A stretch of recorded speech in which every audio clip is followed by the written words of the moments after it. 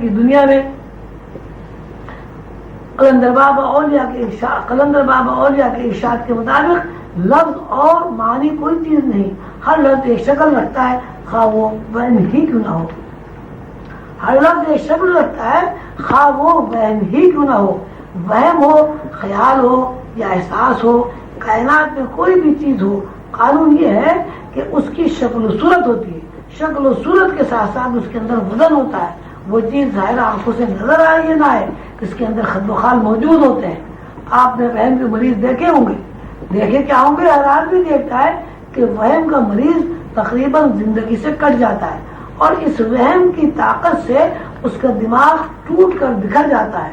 زندگی ایک نقطے پر رک جاتی ہے اور آہستہ آہستہ وہ معاشرے میں ایک عضو معطل بن کر زندگی گزارتا ہے. وہم میں اگر شکل و صورت، وزن نہ ہو، طاقت نہ ہو، تو کوئی آدمی وہم میں مبتلا ہو کر مریض نہیں بن سکتا. ہوا ایک شے جو آنکھ سے نظر نہیں آتی، لیکن جب ہوا کے جھکڑ چلتے ہیں تو اس کی طاقت کا مظاہرہ ہوتا ہے. اگر ہوا متشکل نہیں ہے، ہوا کے خد و خال نہیں ہے، تو ہوا میں طاقت موجود نہیں ہے، تو طوفانی ہواؤں سے بڑی بڑی بستیاں نیست و نابود نہ ہوں.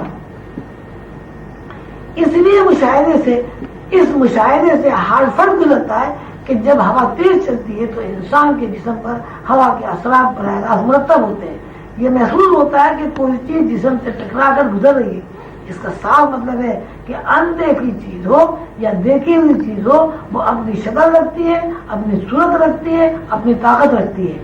ایسی طاقت جو انسان کو متاثر کرتی ہے. اگر انسان کوشش کرے کہ ایسے حالات کے ساتھ پیش آ جائیں کہ جن حالات کی بنا پر وہ یکسو ہو جائے، تو اس کے اندر چھٹی حس بیدار ہو جاتی ہے.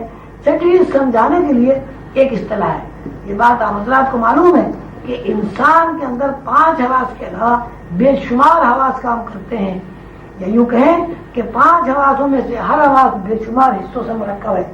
اگر ان حواس کی تعداد کا اندازہ لگایا جائے تو انسانی زندگی کے اندر، وہ زندگی جسمانی ہو، روحانی ہو، برزخ کی زندگی ہو یا آراف کی زندگی ہو، جتنی حصے کام کرتی ہیں ان کی تعداد تقریباً 11,500 ہے.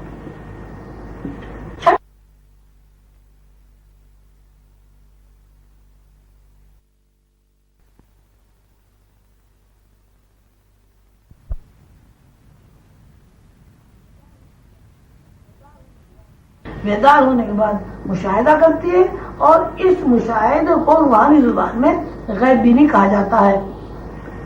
قلندر بابا فرماتے ہیں کہ عبرانی زبان میں نبی غیب بین کو اور رسول غیب کے قاصد کو کہتے ہیں. ابن سیاد حضور صلی اللہ علیہ وسلم کو اسی لیے نہیں سمجھ سکا کہ اسے روحانی ترجمے معرفت الہی حاصل نہیں تھی. یہ بتایا جا چکا ہے کہ استدراج کا علم اپنے ذات تک محدود ہوتا ہے. استدراج کے علم میں شک و شبہات موجود ہوتے ہیں، اور یہ علم ناقص اور محدود ہے. علم استدراج اور علم نبوت میں یہی فرق ہے کہ علم نبوت کے راستے پر چلنے والا سالک اور منزل رسیدہ عارف غیب بینی کی حدوں سے گزر کر اللہ کی معرفت تک پہنچ جاتا ہے. استدراج اور علم نبوت میں یہ بنیادی فرق ہے کہ نبوت کے زیر اثر چلنے والے بندے کے اندر شکوک و شبہات باقی نہیں رہتے، اور یہ علم کبھی بھی ناقص نہیں ہوتا. تیسری بات، علم نبوت لامحدود ہے. جب کسی علم میں شک اور وسوسہ، بے یقینی اور لامحدودیت کی جگہ محدودیت ہوتی ہے، وہ علم استدراج یا شیطانی علم کہلاتا ہے. اس علم کے زیر اثر جو خلق عادت صادر ہوتی ہے، اس خلق عادت کو استدراج کہا جاتا ہے. اور علم روحانیت میں کسی ایسے بندے سے کوئی خلق عادت صادر ہو جو اللہ کا پیغمبر ہے، اللہ کا نبی ہے، تو اس کو معجزہ کہا جاتا ہے. ایسا روحانی بندہ انبیاء کے بتائے کے راستوں پر چلتا ہے، اور نبیوں کی روح سے اس کا تعلق ہوتا ہے. ملائکہ اور انبیاء کے ارواح اس کی روح کے اندر تصرف کرتی ہیں.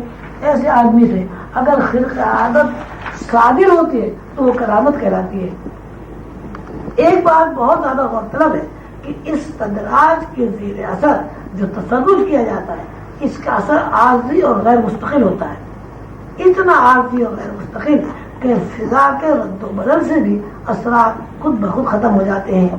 ہم نے اپنے بزرگوں سے سنا ہے کہ اگر کسی آدمی کے اوپر استدراج کے تحت جادو سفلی کا اثر ہو جائے اور وہ ایک خطے، ایک شہر، ایک مقام سے گزر کر پانی پر چلتا ہوا یا جو بھی طریقہ اختیار کرے پانی سے گزر کر دوسرے مقام پر پہنچتا ہے تو استدراج، یہ جادو کا اثر ظاہر ہو جاتا ہے۔ اس کے برعکس علم روحانیت، علم حق یا انبیاء کے علم کے تحت اگر کوئی تصرف کیا جاتا ہے تو اس کا اثر مستقل ہوتا ہے جب تک صاحب تصرف اثرات کو خود نہ ہٹائے، خود ختم نہ کرے، تصرف کے اثرات قائم رہتے ہیں۔ میں نے جس بات پر زور دیا ہے تفکر طلب ہے کہ سیدنا حضور علیہ السلام کا فرمان ہے کہ جب تم بیعت کرنا چاہو تو پہلی اچھی طرح دیکھ بھال کر لو، سمجھ لو، اس کے بعد پیر و مرشد کے ہاتھ میں اپنا ہاتھ دو۔ دوسری بات یہ ہے کہ آدمی ایک ہاتھ پر بیعت کر کے بیعت توڑ نہیں سکتا۔ اس کا مطلب یہ ہے کہ پیر و مرشد نے جو تصرف کر دیا وہ تصرف مستقل ہے، جب تک وہ خود اس تصرف کو ختم نہ کرے تو مرید تصرف کے اثرات سے آزاد نہیں ہوگا۔ نتیجے میں اگر مرید اپنے پیر و مرشد سے ناراض ہو کر یہ کسی عادت سے متفق نہ ہو کر اس راستے سے انحراف کرتا ہے جس راستے پر پیر و مرشد نے ڈال دیا ہے تو وہ چکی کے دو پارٹوں میں پس جائے گا، کیونکہ پیر و مرشد تصرف ہٹانے پر آمادہ نہیں، مرید کی اتنی سخت نہیں کہ تصرف کا مقابلہ کر سکے۔ اس کا نتیجہ یہ نکلتا ہے کہ ایسا بندہ دماغی طور پر پس جاتا ہے اور اس کی شعوری کیفیات تقریباً معطل ہو جاتی ہیں۔ بات سیدھی سی ہے کہ استدراج کے زیر اثر جو کچھ ہوتا ہے، جادو، سفلی، ٹونا ٹوٹکا، اس کا اثر مستقل نہیں ہوتا اور وہ کسی بھی وقت ختم کیا جا سکتا ہے اور خود بھی ختم ہو جاتا ہے۔ غیر مستقل تصرف کو استدراج یا جادو کہتے ہیں۔ طرز فکر کے بارے میں بتایا جا چکا ہے کہ اگر طرز فکر میں رحمانی علوم کا غلبہ ہے اور انسانی شعور علم نبوت کے زیر اثر عمل کرتا ہے اور اس عمل کے نتیجے میں کوئی خرق عادت صادر ہوتی ہے تو اسے کرامت کہا جاتا ہے۔ اگر یہی عادت کسی نبی سے سرزد ہوتی ہے تو اس کا نام معجزہ ہے، لیکن اگر یہی خرق عادت کسی ایسے انسان سے صادر ہوتی ہے جس انسان کے شعور میں رحمانی علوم کا غلبہ نہیں ہے یا طرز فکر میں شکوک و شبہات اور وسوسوں کی دنیا آباد ہے تو ایسے شخص سے خرق عادت صادر ہونا استدراج کے زیر اثر جادو کہلاتا ہے۔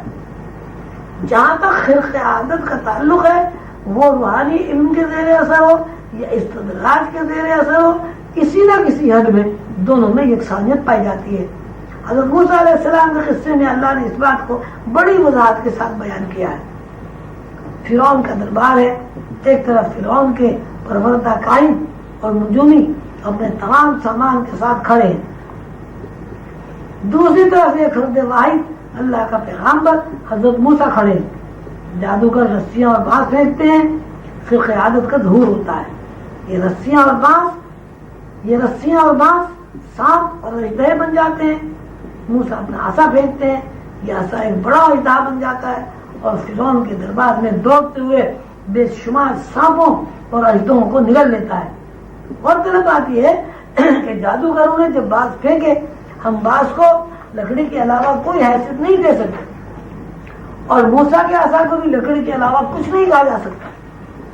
اس بات کو آسان لفظوں میں یوں کہا جائے گا کہ درخت میں سے کٹی ہوئی لکڑی کو جادوگروں نے پھینکا تو اژدہا بن گئی، دوسری طرف درخت میں سے کٹی ہوئی لکڑی کو زمین پر ڈالا وہ بھی اژدہا بن گئی۔ جہاں تک خرق عادت کا تعلق ہے دونوں میں یکسانیت ہے، لیکن جب غلبے کا تذکرہ کیا جاتا ہے تو قرآن کے ارشاد کے مطابق موسیٰ کی پھینکی ہوئی لکڑی نے غلبہ حاصل کر لیا۔ اس بات کی توجہ پہلے بھی بیان کی جا چکی ہے۔ مزید عرض یہ کرنا ہے کہ فرعون کے دربار میں موجود تمام کاہن اور جادوگر جب اپنے فن کا مظاہرہ کرتے ہیں تو ان کے پیش نظر فرعون کی خوشنودی ہے۔ اس فن کے مظاہرے میں دنیاوی لالچ اور فرعون سے قربت کا احساس ہے۔ اس کے برعکس موسیٰ نے جب معجزہ دکھایا تو ان کے ذہن میں اللہ کی خوشنودی کے علاوہ کچھ نہیں تھا، نہ ان کے ذہن میں یہ بات تھی کہ میں بہت بڑا فنکار ہوں، نہ انعام کا لالچ تھا، نہ ان کے سامنے دنیاوی غرض تھی، نہ انہیں کسی جاؤ جلال سے تعلق تھا۔ ایک فرد بھائی ایک بہت بڑے دربار میں سینکڑوں جادوگروں کے سامنے جا کر کھڑا ہو جاتا ہے، اس کے ذہن میں صرف یہ بات ہے کہ لوگوں تک اللہ کا پیغام پہنچانا ہے. اسے اس بات کا بھی ملال نہیں ہے کہ اگر ناکام ہو گیا تو کیا ہوگا. نہ ڈر خوف نہ ناکامی کے نتیجے میں اس کی جان کے ضائع ہونے کا اندیشہ ہے. یہ بات نہیں ہے کہ اللہ نے یہ کہا ہے اور بس کرنا ہے. ہر آدمی اللہ کے حکم پر عمل کرنا ہے. اس واقعے سے روحانیت اور استدلال کا فرق واضح ہو جاتا ہے. اگر خرق عادت میں دنیاوی لالچ اور اللہ کی دوری کے عناصر موجود ہیں تو وہ جادو یہ استدراج ہے، اور اگر خرق عادت میں محض اللہ کی خوشنودی سامنے ہے تو یہ معجزہ، یہ کرامت ہے. یہ تو ہوا استدراج اور جادو کا فرق. اب سوال یہ ہے کہ استدراج جس کا نام ہم تخریب کے علاوہ کچھ نہیں رکھتے، یہ کہاں سے آیا، کیسے پیدا ہوا، اس کی جزیات اور اس کی تخلیق اور اس کا تخلیقی فارمولہ کیا ہے. یہ بات آپ کو بتائی جا چکی ہے اور مختلف پیراؤں میں مختلف زاویوں سے کئی مثالوں سے ذہن نشین کرائی گئی ہے کہ کائنات کی بیس، کائنات کی بنیاد، کائنات کی اصل تجلی ہے. کائنات کی شروعات تجلی سے شروع ہوئی اور کائنات کے ہر ذرے میں یہ تجلی مستقلاً گشت کرتی رہتی ہے، اور اس طرح گشت کرتی ہے کہ شے کے محدود ترین مرکز سے بھی گزرتی رہتی ہے. شے کے محدود ترین مرکز یہ خود سے مراد یہ ہے کہ کائنات میں موجود جتنی تخلیقات ہیں اور کائنات میں موجود جتنے عناصر ہیں اور ان عناصر میں جتنے ذرات ہیں، ہر ذرے میں اللہ کی تجلی گشت کر رہی ہے. قرآن میں اللہ نے اسی بات کو اللہ نور السماوات والارض کہہ کر پکارا ہے. تجلی جو دراصل کائنات کے اجزاء ترکیبی اور کائنات کے ہر ذرے کی مستقل متواتر حرکت ہے. اگر اس حرکت کو کائنات کے ذرات سے گزرتے وقت کوئی ناپسندیدہ عمل پیش آ جائے تو اس کے اندر ایک طوفانی کیفیت پیدا ہو جاتی ہے. یعنی حرکت میں عدم توازن پیدا ہو جاتا ہے. عدم توازن پیدا ہونے سے معین مقداروں میں تحیر واقع ہونے لگتا ہے. چونکہ اللہ کے بنائے ہوئے نظام میں تحیر واقع ہو رہا ہے، اس لیے تحیر کے اثر کی وجہ سے تجلی بیزار ہو جاتی ہے، اور اس بیزاری کے نتیجے میں کوئی نہ کوئی تخریبی اثر مرتب ہو جاتا ہے.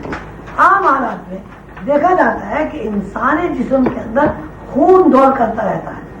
یہ بات ثابت ہو چکی ہے اور اس کی شواہد موجود ہیں کہ انسانی فکر اور خیالات کا اثر براہ راست انسانی خون اور انسانی جسم پر پڑتا رہتا ہے. خیالات میں اگر نقص ہے، کثافت ہے، بیزاری ہے تو خون کے اوپر اس کا اثر مرتب ہوتا ہے. مثلا ایک آدمی سڑی ہوئی غذا استعمال کرتا ہے یا ایک آدمی ایسے خیالات میں زندگی گزارتا ہے جو خیالات خود اس کے اپنے ضمیر کے لیے ملامت کا درجہ رکھتے ہیں، تو اس زندگی سے اس کا جسمانی نظام اور شعوری واردات و کیفیات متاثر ہوتی ہیں، اور نتیجے میں جگہ جگہ سے جسم پر پھوڑے، پھنسیاں، داد اور نامعلوم قسم کی بیماری ظاہر ہو جاتی ہے. یہ روزمرہ کا مشاہدہ اگر کسی طریقہ علاج کے تحت خون کی کثافت اور خون کی غلاظت کو دور کر دیا جائے تو جلد یا بدیر موجود پھوڑے، پھنسیاں، داغ دھبے از خود ختم ہو جاتے ہیں. یہی صورتحال تجلی کی بھی ہے. اگر تجلی میں تخریب شامل کر دی جائے تو اس کی قوتیں خیر کے برعکس کام کرنے لگتی ہیں، اور تجلی چونکہ خیر ہے اس لیے بے رخی اختیار کر جاتی ہے، اور تجلی کی اس بے رخی سے خیر کی تاثیرات معطل ہو جاتی ہیں. مرشد کریم قلندر بابا اس بات کو مثال سے بیان فرماتے ہیں کہ ایک سادھو اپنے محدود ترین مرکز یا خول یعنی جسم پر راکھ مل کر جلدی مسامات بند کر لیتا ہے. جلدی مسامات بند ہونے سے جسم کے اندر دوڑ کرنے والی روشنیاں، جن روشنیوں پر زندگی کا قیام ہے، کثیر ہو کر رقیق بن جاتی ہیں. یہی کثیر روشنیاں اور یہی تعفن ایک جسم سے منتقل ہو کر دوسرے جسم میں بہنے لگتا ہے.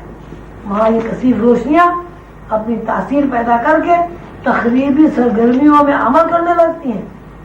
مرشد کریم قلندر بابا فرماتے ہیں کہ ہر مذہب میں عبادت کے لیے غسل یا وضو کا اہتمام کیا جاتا ہے. غورطلب بات یہ ہے کہ عبادت کا تعلق جسمانی اعضاء سے نہیں ہے، عبادت کا تعلق ذہن سے، جب عبادت کا تعلق ذہن سے ہے اور اللہ سے ذہنی طور پر مرکزیت قائم کرنے سے ہے تو پھر غسل اور وضو کیوں ضروری ہے؟ بات پھر وہی طرز فکر کی آ جاتی ہے. عبادت کرنے سے پہلے جب ہم غسل یا وضو کا اہتمام کرتے ہیں اس اہتمام سے ہماری طرز فکر میں پاکیزگی پیدا ہو جاتی ہے اور اس پاکیزگی سے طبیعت شگفتہ ہو جاتی ہے. طبیعت کی یہ شگفتگی عبادت میں انہماک پیدا کرنے کا ذریعہ بن جاتی ہے.